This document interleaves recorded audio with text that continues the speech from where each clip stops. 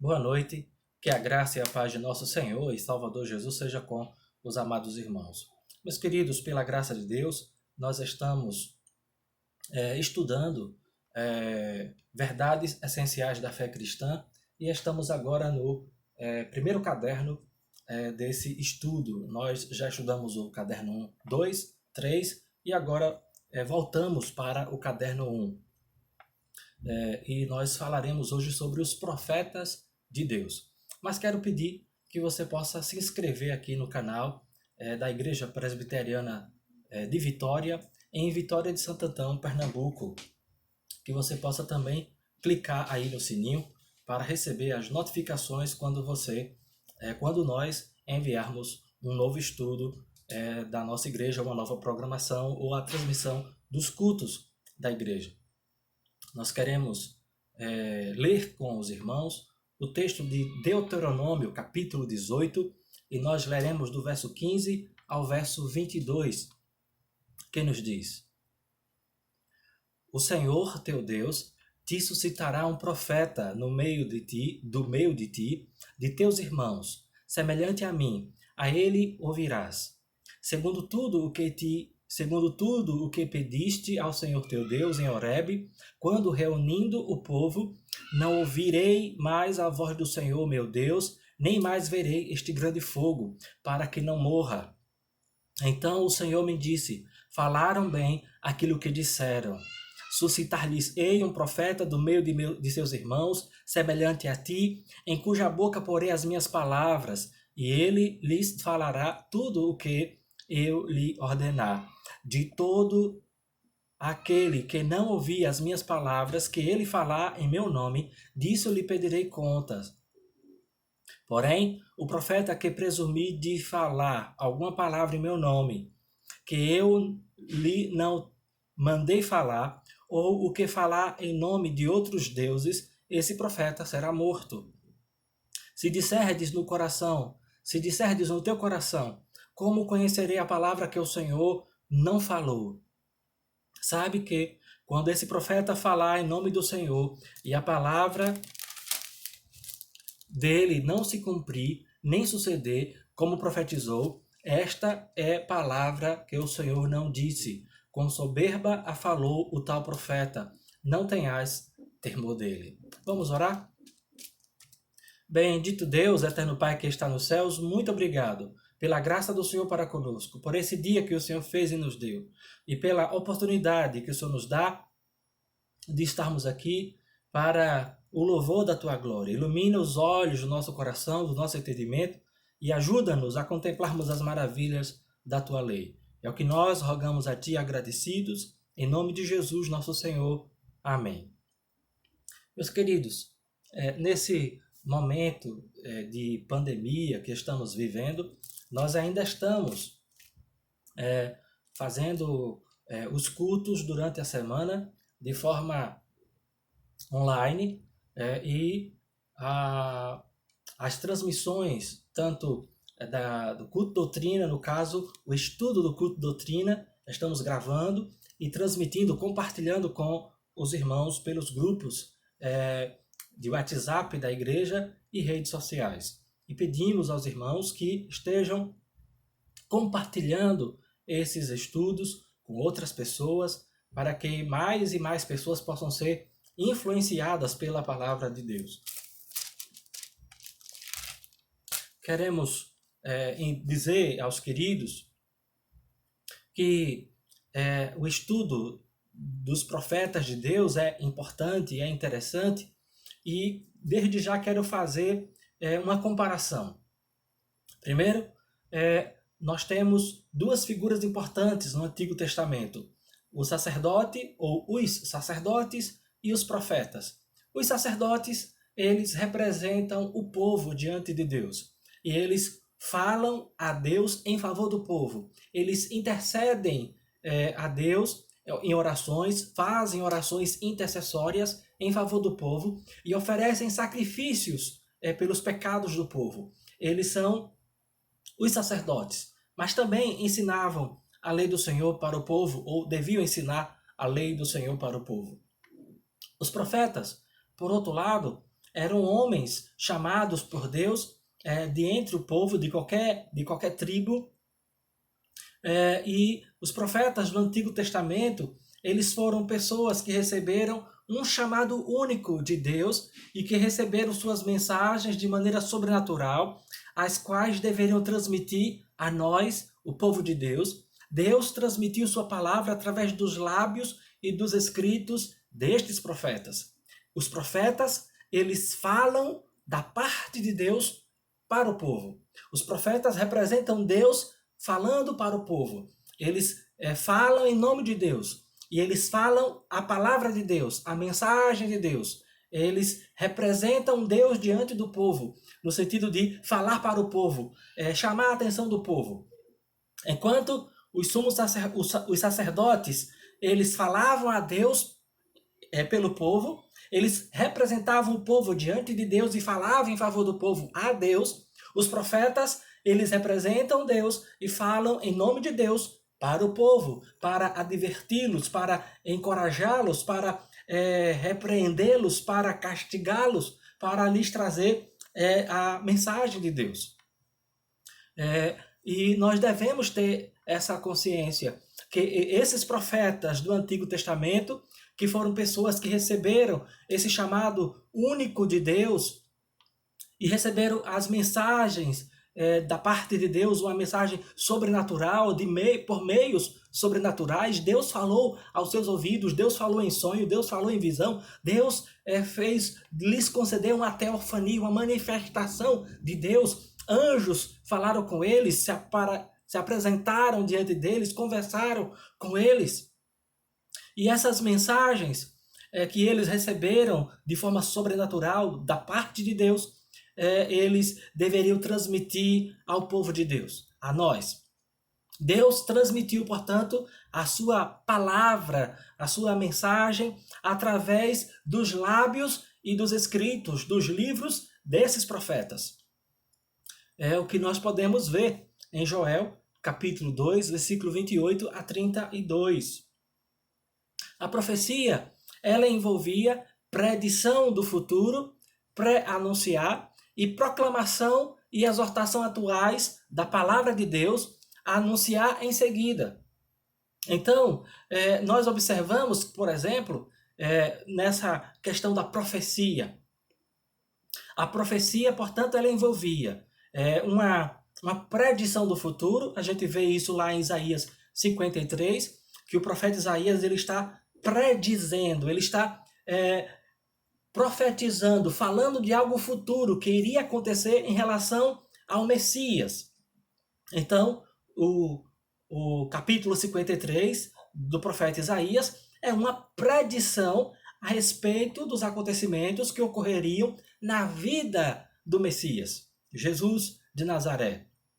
Então, a profecia envolve esse pré-anunciar, anunciar de antemão, anunciar antecipadamente, anunciar antes que aconteça. E aí, Isaías profetizou a vinda de Jesus, o nascimento de Cristo, de forma virginal, anunciou a sua morte, o seu sacrifício na cruz do Calvário, a nosso favor, anunciou, portanto, o sofrimento vicário do Messias por nós, 700 anos antes, aproximadamente, antes de acontecer, antes de Jesus nascer. Isaías, 700 antes de Jesus nascer e morrer por nós, Isaías falou desses acontecimentos. E também a profecia envolve a proclamação da mensagem, proclamar a mensagem de Deus, um conteúdo de exortação ao povo, de admoestação, um conteúdo, uma mensagem de conforto, de consolo, de ânimo, mas também uma mensagem que pode ser de exortação atuais da palavra de Deus, onde o povo deveria ser convencido de seus pecados e se voltarem para Deus, ou serem animados a continuarem confiando no Senhor, confiando em Deus.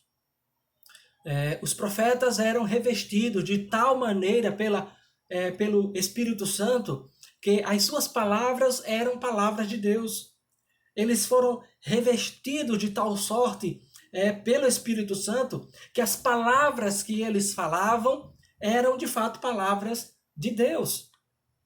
Por isso, as mensagens proféticas geralmente eram prefaciadas com a expressão, com a frase: assim diz o Senhor, Deus dos exércitos. A gente vê isso, por exemplo, em Jeremias, capítulo 29. Jeremias diz de forma muito clara, versículo 10, Jeremias 29, versículo 10, ele diz: assim diz o Senhor, logo que se cumprirem para a Babilônia 70 anos, atentarei para vós outros e cumprirei para convosco a minha boa palavra, tornando a trazer-vos para este lugar. Aqui nós temos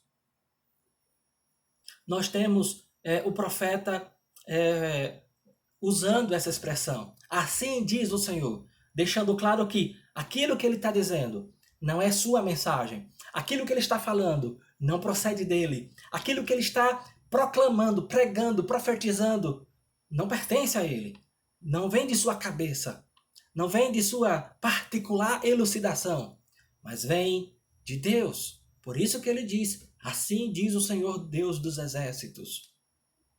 Meus queridos, os profetas foram os reformadores da religião de Israel. Sim, os profetas do Antigo Testamento, eles eram os reformadores da religião de Israel. Eles chamavam o povo de volta à adoração pura e à obediência a Deus. Frequentemente o povo de Israel pecava contra Deus, se afastava do Senhor.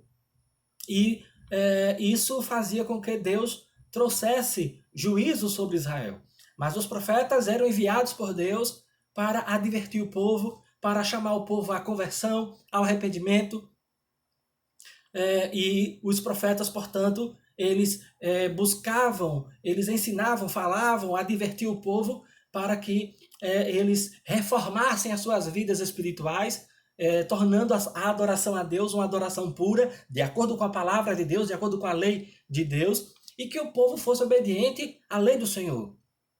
Os profetas, eles estavam extremamente ligados, estritamente ligados à palavra de Deus, à lei do Senhor. O que eles pregavam, o que eles anunciavam, tinha a ver com a guarda da lei, a guarda da palavra de Deus, dos mandamentos do Senhor.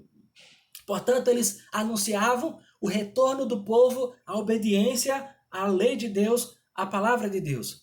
Embora os profetas fossem críticos, por exemplo, quanto à maneira como a adoração dos israelitas frequentemente caía no ritualismo, no ritual formal, no mero ritual frio e mecânico, os profetas, eles não condenavam nem atacavam as formas originais de adoração que Deus havia dado ao seu povo. Ou seja, os rituais do sacrifício. Eles não condenavam a lei cerimonial, eles não condenavam os rituais que deveriam ser feitos, mas eles condenavam o ritualismo, eles condenavam o fazer por fazer, eles condenavam que o povo muitas vezes estava fazendo de acordo com o que estava prescrito, fazendo externamente o que estava estabelecido, mas o coração não estava lá no culto, o coração não estava lá no sacrifício, o coração não estava ali com fé viva e verdadeira, oferecendo aquela oferta para Deus efetivamente. E nós precisamos pensar se ainda não estamos assim, oferecendo a Deus um culto de acordo com as regras, de acordo com a liturgia, de acordo com o manual do culto, de acordo com a teologia sistemática, de acordo com a boa teologia reformada, mas o nosso coração distante do Senhor. Nós precisamos ter cuidado com o ritualismo. Os profetas não eram revolucionários nem anarquistas religiosos. Eles não estavam desfazendo a religião de Israel. Eles não estavam ali destruindo o judaísmo. Sua tarefa era purificar. Sua tarefa não era destruir a religião de Israel, mas reformar. Não substituir o culto de Israel, mas reformar o culto de Israel, para que ele fosse feito de acordo com as leis do Senhor que Deus havia dado a Moisés e ao povo de Israel. Os profetas também se preocupavam profundamente com a justiça social e a integridade da sociedade judaica. Eram a consciência de Israel. Os profetas, frequentemente a gente vê os profetas falando sobre os israelitas serem justos, serem não apenas obedientes à lei de Deus quanto ao culto, mas serem obedientes à lei de Deus quanto a todo o comportamento que deveria o homem justo, o homem crente em Cristo, crente em Deus, crente no Senhor, deveria possuir em sua vida. Eram a consciência de Israel chamando o povo ao arrependimento quando estes estavam em pecado, quando o povo estava em pecado. Também eles funcionavam como promotores legais da aliança de Deus. Eles intimavam a nação por ter violado os termos da aliança de Deus. E aí a gente vê o profeta Elias julgando os profetas de Baal. A gente vê o profeta Jeremias anunciando o juízo de Deus contra Jerusalém. E este juízo acontecendo ainda com o profeta vivo e o profeta experimentando, vivenciando a sua profecia, vendo a sua profecia se cumprir diante de seus olhos. Meus queridos, eles intimavam o povo a se comprometer com Deus. A gente vê isso lá em Miqueias, capítulo 6, versículo 8. Em Isaías 6, a gente observa que os profetas falavam com autoridade divina, porque Deus os chamava especificamente para serem seus porta-vozes. Então, a gente observa lá em Isaías 6, Deus chamando o profeta Isaías para ser profeta de Deus. A gente observa também em Jeremias, mesmo novo, foi chamado por Deus para ser profeta, embora ele lute contra, embora ele não queira, embora ele relute em aceitar ser profeta de Deus, o Senhor diz, olha Jeremias, eu te escolhi quando você estava no ventre de tua mãe ainda. Então, a gente observa que Deus chamou os profetas e lhes concedeu a autoridade divina. Não herdavam sua função, nem eram eleitos para exercer essa função. Por exemplo, o último dos juízes é o profeta Samuel. O profeta Samuel é profeta, mas também era um juiz de Israel. E o que a gente observa é que os filhos de Samuel não andaram no caminho de seu pai, o profeta Samuel. Os filhos de Samuel não herdaram a profecia, não herdaram o ofício profético e também não herdaram o ofício de juiz de Israel. Então, a gente observa que o profeta não acontecia por herança. Diferente dos sacerdotes, sim, era por herança. Os sacerdotes eram da tribo de Levi, da família de Arão, e estes ainda, os que nasciam ali na família de Arão, os descendentes de Arão, era da família de sacerdotes. Então, a pessoa exercia o sacerdócio porque nasceu filho de um sacerdote. Iria, portanto, exercer o sacerdócio. Mas no caso dos profetas, não. Deus chamou a cada um particularmente, independente da tribo, independente da função social que exercia antes de ser chamado para ser profeta. Meus queridos, o chamado imediato de Deus, juntamente com o poder do Espírito Santo, constituíam as credenciais dos profetas. Eles eram chamados especialmente por Deus e eles eram revestidos de poder pelo Espírito Santo, de forma que estas eram credenciais dos profetas. Os irmãos devem se lembrar que o moço do profeta Eliseu, ele aprendeu com Eliseu muitas coisas, porque conviveu com o profeta Eliseu e sabia que Deus ia chamá-lo, que Deus ia levar ao profeta Elias para si. Mas Eliseu ficou ali e disse que queria a porção dobrada do Espírito, da unção que estava sobre o profeta Elias. E Deus atendeu a oração do profeta Eliseu. O que a gente precisa entender é que não é herdado, é Deus que dá, é Deus que confere, e era aquela presença divina, a unção, o revestimento de poder do Espírito Santo que era uma credencial para o profeta. E a gente vê isso claramente nesse episódio, ou na vida de Elias e do profeta Eliseu. Os falsos profetas também existiam naquele período. Os falsos profetas foram um problema grave para os israelitas. Ao invés de eles proferirem os oráculos de Deus, eles transmitiam seus próprios sonhos e opiniões. Ao invés de falar os pensamentos de Deus, a mensagem de Deus, eles falavam as suas opiniões, eles falavam os seus próprios sonhos, e não o que Deus tinha lhe revelado, porque eles não eram profetas de Deus. Dizendo, portanto, os falsos profetas diziam ao povo somente o que este queria ouvir, palavras boas. Os verdadeiros profetas, frequentemente, eles eram severamente perseguidos e rejeitados por seus contemporâneos. Justamente porque os verdadeiros profetas de Deus, eles se recusavam a comprometer a proclamação de todo o conselho de Deus. Eles falavam a verdade da palavra de Deus, falavam a mensagem de Deus, advertiam o povo, advertiam o rei, advertiam os governantes, e eles proclamavam a verdade do evangelho, pregavam a palavra de Deus de tal maneira que o povo acabava odiando a mensagem, rejeitando a palavra de Deus na boca dos seus profetas. Por isso, Jeremias foi perseguido, por isso Jeremias foi posto na cisterna, no poço com lama, e comeu pão e água. Por isso Jeremias sofreu, foi castigado, maltratado.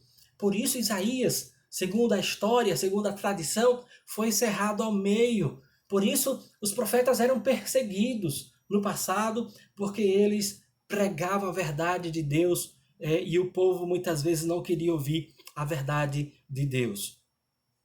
Os verdadeiros profetas, eles anunciavam todo o conselho de Deus.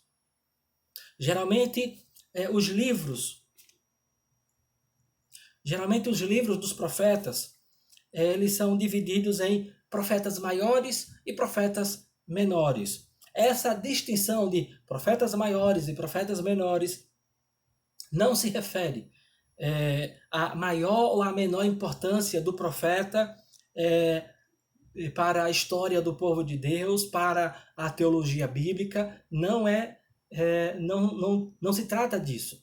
Se trata de que os seus escritos, seus livros serem maiores em volume, um livro maior ou um livro menor. Então, nesse aspecto, nesse sentido, nos escritos canônicos, Isaías, Jeremias, Ezequiel e Daniel são chamados de profetas maiores, justamente porque eles escreveram mais capítulos, eles escreveram capítulos maiores, eles escreveram um livro maior. Os demais profetas, como por exemplo Oséias, Joel, Amós, Obadias, Jonas, Miqueias, Naum, Abacuque, Sofonias, Ageu, Zacarias e Malaquias, eles são considerados, chamados de profetas menores, porque os seus livros, seus escritos, são menores. Alguns desses livros têm um capítulo, outros têm 2, 3, 4, 5, 7, até 14, mas são menores no volume, são menores do que os outros 4 profetas que já mencionamos, que os seus livros são maiores, são mais extensos. É por isso que existe esta divisão de profetas maiores e profetas menores. Não se trata de maior ou menor importância deles para o cânon das Escrituras, mas se trata do volume, da extensão de seus livros, no cânon. No caso, são livros menores ou livros maiores. Os apóstolos do Novo Testamento, eles possuíam muitas das características dos profetas do Antigo Testamento. Quando a gente lê o livro de Atos, por exemplo, nós observamos muitas semelhanças entre os apóstolos e os profetas do Antigo Testamento. E os apóstolos e os profetas, eles são juntos considerados como o fundamento da igreja cristã. É isso que nós observamos lá em Efésios, capítulo 4, versículo 11 ao versículo 16. O apóstolo Paulo nos diz: e ele mesmo concedeu uns para apóstolos, outros para profetas, outros para evangelistas e outros para pastores e mestres, com vistas ao aperfeiçoamento dos santos, para o desempenho do seu serviço, para a edificação do corpo de Cristo, até que todos cheguemos à unidade da fé e do pleno conhecimento do Filho de Deus, a perfeita varonilidade, à medida da estatura da plenitude de Cristo, para que não mais sejamos como meninos agitados de um lado para o outro, levados ao redor por todo o vento de doutrina, pela artimanha dos homens, pela astúcia com que induzem ao erro. Mas, seguindo a verdade em amor, cresçamos em tudo naquele que é a cabeça, Cristo, de quem todo o corpo, bem ajustado e consolidado pelo auxílio de toda junta, segundo a justa cooperação de cada parte, efetua o seu próprio aumento para a edificação de si mesmo em amor. Meus irmãos, os apóstolos e os profetas, eles são o fundamento da igreja cristã. Sim, porque todo o Antigo Testamento e o Novo Testamento são as bases, os alicerces do cristianismo. Meus queridos, a doutrina mais importante que eu e você devemos guardar, devemos conhecer e preservar em nosso coração é a doutrina das Sagradas Escrituras que já tratamos aqui. É a doutrina da inspiração das Escrituras, da inerrância das Escrituras, da infalibilidade das Escrituras, da suficiência das Escrituras, da clareza das Escrituras e da autoridade das Escrituras. As Sagradas Escrituras, Antigo e Novo Testamento, são a palavra de Deus, nossa única regra de fé e prática. E nós devemos nos apegar ao cânon das Sagradas Escrituras. Nós devemos nos apegar a toda a Escritura, Antigo e Novo Testamento, porque sem esta palavra de Deus, nós não temos nada. Sem ela, sem as Escrituras, sem o Antigo Testamento e sem o Novo Testamento, nós não temos Jesus. O Antigo Testamento fala de Cristo, o Novo também. Então, se você abandonar as Escrituras, se você rejeitar as Escrituras, se você disser que elas não são a palavra de Deus, se você não acredita na verdade das Escrituras, então você perdeu Jesus e você perdeu todo o resto. Eu só conheço o amor de Deus por meio das Sagradas Escrituras. Eu só conheço Cristo Jesus por meio das Sagradas Escrituras. Sem as Escrituras, nós perdemos o nosso Salvador. Compreenderemos que Deus existe, porque a criação, os céus e a terra, manifestam a glória de Deus, anuncia as obras das suas mãos, diz que há Deus. Mas sem as Escrituras, nós não temos um Salvador. Por isso, os profetas e os apóstolos, eles são os fundamentos da nossa fé, os fundamentos da igreja, os fundamentos do cristianismo.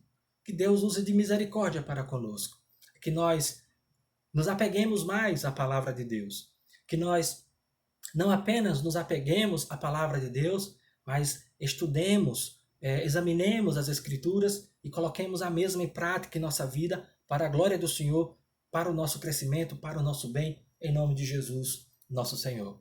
Eu desejo que todos possam aceitar esse desafio de examinar as Escrituras e obedecer às Sagradas Escrituras para a glória de nosso Senhor e Salvador Jesus. Vamos orar? Amado Pai, em nome de Jesus, nosso Senhor, muito obrigado por esse dia que o Senhor fez e nos deu. Dá-nos a compreensão, mais uma vez, da Tua palavra e desse estudo e abençoa-nos, porque necessitamos de Ti e da Tua graça. Abençoa também a nossa nação, a nosso estado e a nossa cidade e ajuda-nos, ó Deus, a vencermos esta pandemia. Faz com que todos os laboratórios que estão produzindo as vacinas e remédios possam assim fazê-lo em massa, aos montões, para que toda a população, não apenas do nosso país, mas dos outros países também, possam ser imunizados em nome de Jesus, nosso Senhor, e todos possamos voltar às nossas atividades cotidianas como outrora. É o que rogamos ao Senhor agradecidos em nome de Jesus. Amém. Que a graça de nosso Senhor e Salvador Jesus, o amor de Deus, nosso eterno Pai, e a comunhão, as consolações do Santo Espírito sejam sobre vós, sobre todo o povo de Deus, hoje e sempre. Amém. Deus nos abençoe. Eu peço que você se inscreva em nosso canal mais uma vez e clique no sininho.